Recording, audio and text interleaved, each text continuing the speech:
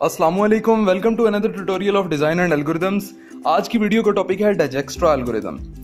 तो ये अपने नाम की तरह बिल्कुल भी मुश्किल नहीं है, फेयरली इजी और सिंपल सा इसका प्रोसीजर है। तो इसकी वर्किंग पे चलने से पहले मैं आपको बता देता हूँ कि डाइजेक्स्ट्रा एल्गोरिदम होता क्या है और किस लिए यूज होता है। तो डाइजेक्स्ट्रा एल्गोरिदम जो है ये बेसिकली शॉर्टेस्ट पाथ जो है उनको फाइंड करने के लिए बनाया गया। फॉर एग्जाम्पल मैं यहाँ पे एक एग्जाम्पल ले रहा हूँ। ये एक स्टूडेंट है, ठीक है, ओ, और ये एफ जो है ये यूनिवर्सिटी है। इसने यूनिवर्सिटी तक जाना है, ठीक है, और ये चाहता है कि इसका पेट्रोल भी कम लगे और ये टाइम से अपनी यूनिवर्सिटी पे पहुंच जाए। तो ये क्या करेगा, ये कोई शॉर्टेस्ट पाथ ढूंढेगा, यहाँ से यहाँ पे जाने का कोई शॉर्टेस्ट पाथ जो है वो ये ढूंढेगा और फिर यूनिवर्सिटी जाएगा, ठीक है। तो इस एग्जाम्पल को अगर हम देखें तो यहाँ पे हम वैसे भी हिसाब लगा लेंगे कि वो यहाँ से इधर जाएगा, बी से, यहाँ पे डिस्टेंस इसका 5 आ रहा है, फिर यहाँ पे आएगा, यहाँ पे डिस्टेंस 3 है, फिर 1 आ रहा है। तो ऐसे ये डिस्टेंस जो है शॉर्टेस्ट डिस्टेंस कवर कर लेगा। लेकिन यहाँ पे हमारे पास जो है नोट्स कितनी है, 1 2 3 4 5 6 7 वर्ड्सेज हैं यहाँ पे हमारे पास। तो ये तो हम इजीली जो है खुद भी अगर थोड़ा सा दिमाग लगाएं तो हम फाइंड कर सकते हैं। लेकिन अगर हमारे पास फॉर एग्जांपल 1000 वर्ड्सेज हों या 10,000 हों, ठीक है, इतनी हमारे पास वर्ड्सेज आ जाएं तो हम माइंड को यूज करते हुए अगर हम उसका हिसाब लगाएं तो हमें बहुत देर लग जाएगी और शायद हम उसका हिसाब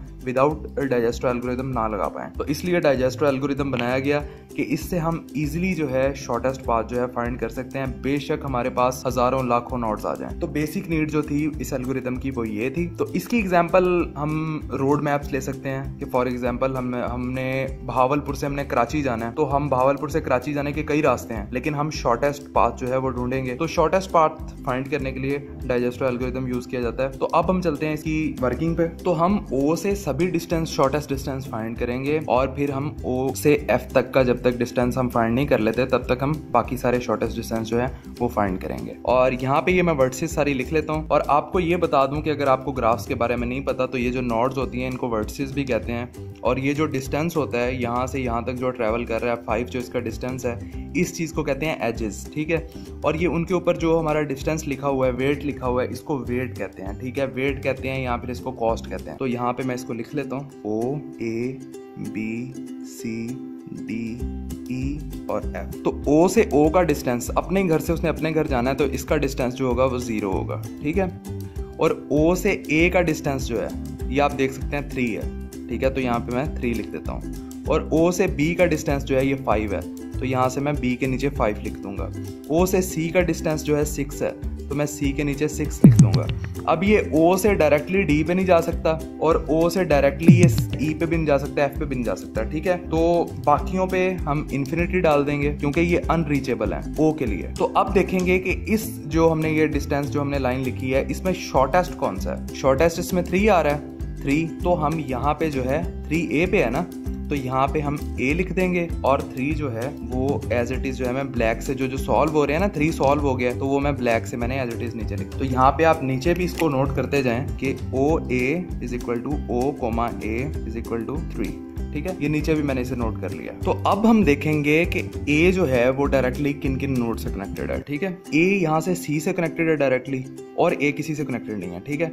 A से C तक का डिस्टेंस है वो 2 आ रहा है, लेकिन ये जस्ट हम 2 नहीं लिखेंगे, ये पहले O से A पे आ रहा है और फिर C पे जा रहा है। डिस्टेंस से हम O से फाइंड कर रहे हैं ना, जो डिस्टेंस हम फाइंड कर रहे हैं O को पहुंचाना है हमने F पे, तो O से आ रहा है A पे और A से C पे। तो A का C से C तक जो डिस्टेंस है वो टोटल मिला के ये 3 और ये 2 मीन्स 5 है, ठीक है। तो यहाँ पे C पे मैं यहाँ पे 5 लिख देता हूँ और बाकी ये किसी पे नहीं जा रहा तो ये 5 एज इट इज आ जाएगा और बाकियों पे मैं इन्फिनिटी एज इट इज जो है वो लगा दूंगा। तो जो शॉर्टेस्ट डिस्टेंस है अब इसमें हमें मिला वो B भी है C भी है, तो आप दोनों में से कोई भी चूज कर सकते हैं। तो मैं जो है B पहले आ रहा है तो मैं जस्ट B ले लेता हूँ।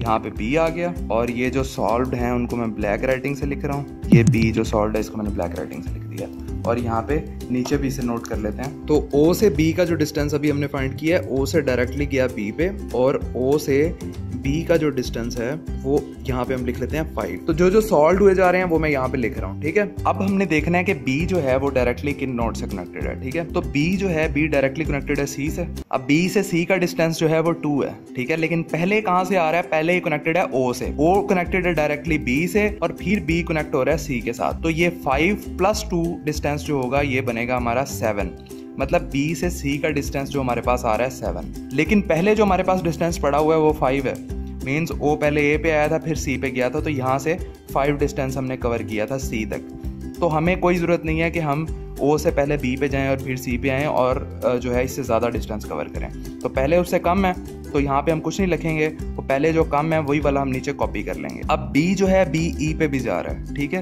बी ई पे जा रहा है, कितना डिस्टेंस कवर कर रहा है 3, और पहले ओ से बी पे गया था और बी अब ई पे जा रहा है, ठीक है। तो ये 5 + 3 = 8, इन्फिनिटी से कम है तो यहाँ पे हम ई के नीचे लिख देंगे 8, ठीक है। अब ये एफ पे भी जा रहा है, बी एफ पे जा रहा है, कितना डिस्टेंस कवर कर रहा है 7, पहले ओ से बी पे आया और फिर बी से अब एफ पे जा रहा है, मीन्स 5 + 7 = 12, इन्फिनिटी से कम है तो यहाँ पे मैं 12 लिख दूंगा, ठीक है। और बी जो है वो डी पे भी जा रहा है, बी डी पे जा रहा है, कितना डिस्टेंस कवर कर रहा है 6, पहले ओ से बी पे और बी से अब डी पे, 5 + 6 = 11, तो यहाँ पे हम 11 लिख देंगे। तो अब इसमें हमारे पास शॉर्टेस्ट कौन सा आता है, शॉर्टेस्ट हमारे पास आता है सी, ठीक है। तो सी को मैं यहाँ पे लिख लेता हूँ और हमारे पास अब सी भी सॉल्व हो गया, 0 3 5 और ये 5, तो यहाँ पे हम लिख लेते हैं O A C, पहले O से A पे आया और फिर C पे गया, = O A C = 5, ठीक है। O से C तक का डिस्टेंस भी 5 है। अब हमने देखना है कि C डायरेक्टली किन किन नोड से कनेक्टेड है। अब C जो है वो डायरेक्टली E से कनेक्टेड है, C का E तक पहुंचने के लिए उसका डिस्टेंस जो है 9, लेकिन पहले जो है C का जो डिस्टेंस है वो हम फाइंड कर चुके हैं कि 5 है, ठीक है। 5 + 9 = 14, लेकिन E जो है वो पहले से 8 है, ठीक है। तो 14 तो उससे बड़ा है तो हमें जरूरत नहीं है कि हम यहाँ से जो है ज्यादा डिस्टेंस कवर करें पहले, क्योंकि जबकि हमारे पास कम डिस्टेंस ऑलरेडी मौजूद है, तो हम 8 एज इट इज लिख देंगे और C कहीं पे भी नहीं जा रहा तो बाकी वैल्यूज एज इट इज ही आ जाएंगी। तो ये हर बार आपको पुराना डिस्टेंस जो है वो सारा कैलकुलेट करने की जरूरत नहीं है, ये जस्ट आपको समझाने के लिए बता रहा हूँ, क्योंकि नीचे मैं यहाँ पे डिस्टेंस लिख ही जा रहा हूँ। आपने C का डिस्टेंस फाइंड करना था ना, तो C का डिस्टेंस 5 है, 5 के अंदर आप नेक्स्ट वाला जो है ऐड कर लें, ठीक है। तो आपको दोबारा से पीछे से कैलकुलेशन करने की जरूरत नहीं है। तो अब यहाँ तक C तक हमने सॉल्व कर लिया। अब हमने देखना है कि इसमें शॉर्टेस्ट कौन सा है, इसमें शॉर्टेस्ट कौन सा है, E है, ठीक है, E शॉर्टेस्ट है, तो यहाँ पे मैं E लिख लूंगा। बाकी ये वाले तो सॉल्व हुए हैं ना, ये तीनों में जो शॉर्टेस्ट है वो E है, तो E मैंने यहाँ पे लिख लिया। तो इनको जो सॉल्व्ड हैं इनको मैं एज इट इज लिख दूंगा। तो अब E का डिस्टेंस क्या है 8, पहले O से गया B पे 5, फिर B से गए E पे 5 और 3 8, OBE, ठीक है। तो यहाँ पे मैं इसका डिस्टेंस लिख देता हूँ, OBE = O, B, E = 8, ठीक है। इसका डिस्टेंस हमने यहाँ पे 8 लिख दिया। अब हम देखना है कि E डायरेक्टली किन किन से कनेक्टेड है। E जो है वो डायरेक्टली D से कनेक्टेड है और E डायरेक्टली E से F से कनेक्टेड है, ठीक है। अब E जो D से कनेक्टेड है ये कितना डिस्टेंस कवर कर रहा है 5, ठीक है, और पहले से E का जो डिस्टेंस है वो है 8, और 5 में 8 जब ऐड होगा तो 13 बन जाएगा, ठीक है। और 13 जो है वो 11 से ग्रेटर है, तो हमें ग्रेटर वैल्यू नहीं चाहिए, जबकि हमारे पास ऑलरेडी शॉर्ट वैल्यू पड़ी हुई है।